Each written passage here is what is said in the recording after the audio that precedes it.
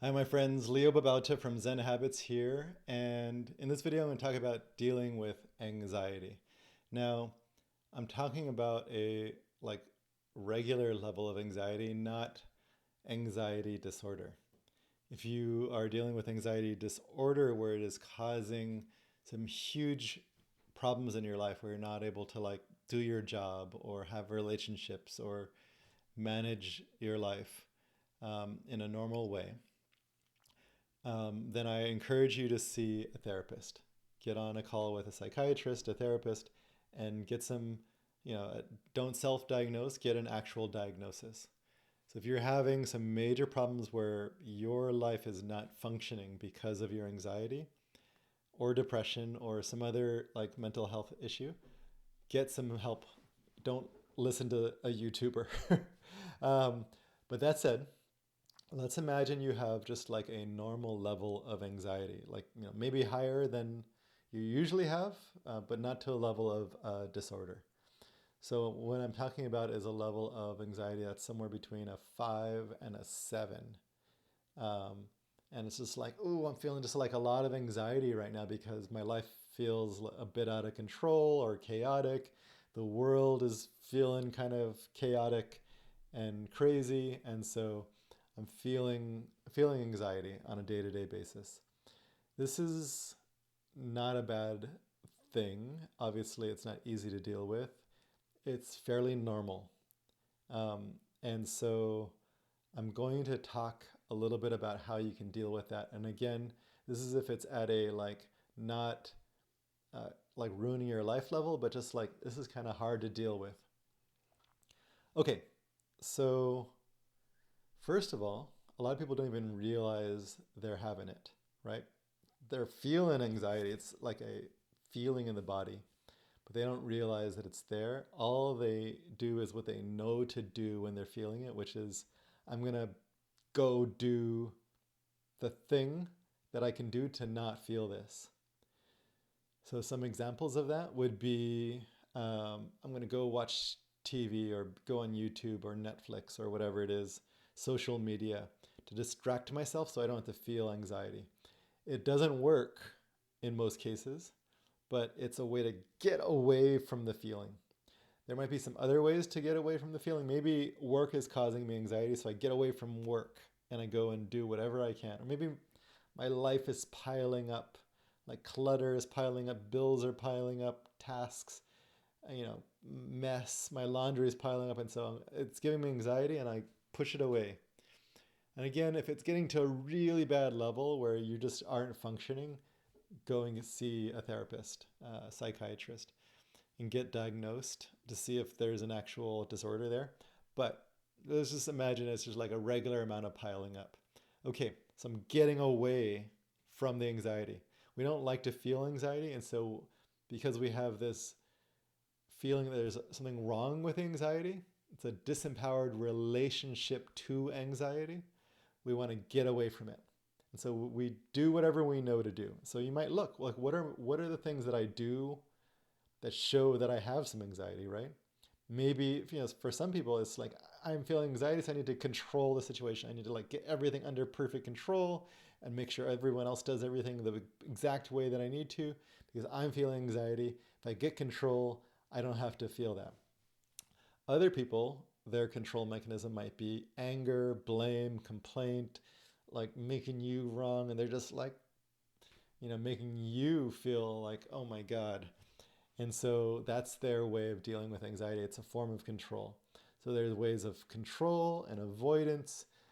These are some of the main categories, but there's a lot of different things that fall within control and avoidance. And if you think about it, avoidance is a control. It's all ways to get control when we're feeling out of control. Okay, so we want to recognize that we're having it, and the way we recognize it might be, I'm doing that thing again. I made a list of the things that I tend to do, my coping mechanisms, my control mechanisms. Um, and it's like, you know, texting someone 1,000 times, or it's going on social media a lot. And so I'm noticing the actions that I take from my anxiety.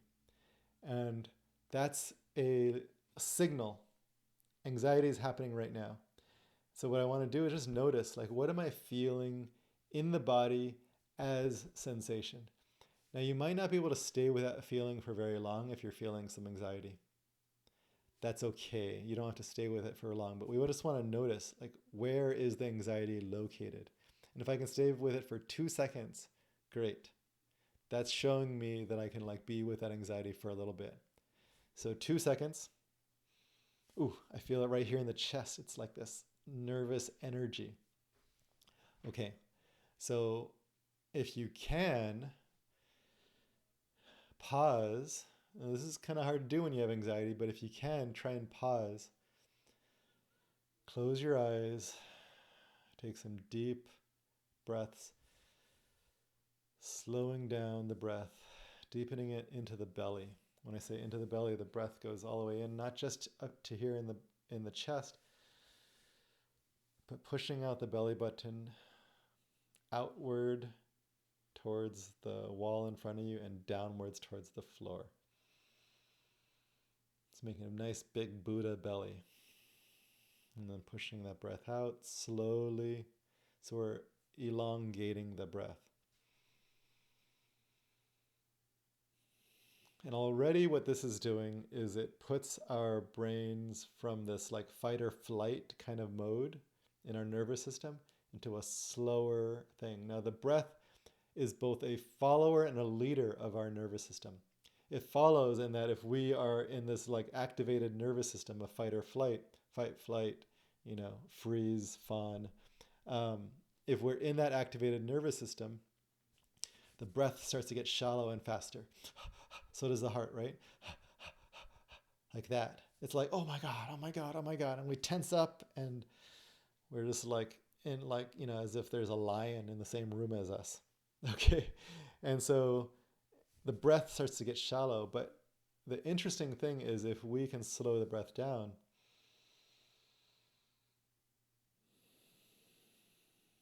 it's almost like it's telling our nervous system, actually, if the breath is that slow, it must be a calm situation. There must not be a lion because you couldn't do that breath that slow if there was a lion in the room, right?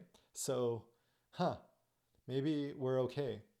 So it starts to tell the brain and the nervous system that you're okay. And so you start to slow down your heartbeat from that. Your brain starts to slow down. It's like, oh, I don't need to be such, frantic. Your body starts to slow down. You don't need to do frantic things. You start to feel more open towards tasks that give you some anxiety. But we don't need to worry about those tasks right now. Right now, all we're doing is getting present to the feeling. We want to bring a sense of friendliness to the feeling and then deepen and slow down the breath. So friendliness is like, oh, it's okay that you're here. Imagine that the anxiety was this scared little kid. And we can just be tender, non-judgmental, just be there with it, and be there in this case just means resting our attention on it. Feeling, oh yeah, I'm feeling some tenderness in my heart area. Some like nervous kind of like jitteriness energy in my chest area. And that's okay. It's okay to feel that. If you had like a little kid who was scared and you just sat there with the kid and gave it a hug and said, I love you, you're going to be okay. Reassure the kid with a friendly voice. Breathe slowly with the kid. The kid starts to slow down and their nervous system slows down and they start to feel held and safe. That's what we're going to do with the feeling of anxiety. Imagine it's that scared little kid. So that's what we want to do in the moment. Now, you might not be able to do very much of that. Do whatever you can, and then let yourself escape to your distractions. It's okay to distract yourself, but then if you can, come back and do it again. And if you can do that 5, 10, 15, 20 times during the day, that would be huge, huge practice. If you can do it 2 times during a day, also huge. Whatever level you're able to. So that would be my first and foremost practice. It's like first aid in one way. It's also just like the go-to practice you can do. Maybe you can do it for longer than a few seconds. Maybe you can do it for a minute. If you can go out in nature where there's some calmness, that's a good thing as well. Sometimes we're unable to do that by ourselves. Find someone you trust to go and do that with. You could get a friend, a loved one. It could be your kid, could be your mom, could be your spouse. It could be a best friend. You can get on a call with them, a Zoom call, um, you know, in person, get a hug. Sometimes that can really help when we're feeling anxiety. It's just like, I just need that loving person and to be outside of me and to hold me in this space. Give me a hug. Listen to me rant and vent. Um, Also, you can get on a call with a therapist. You can get on a call with a coach. If you'd like to work with me as a coach, I'm available for hire. Coaching.zenhabits.net.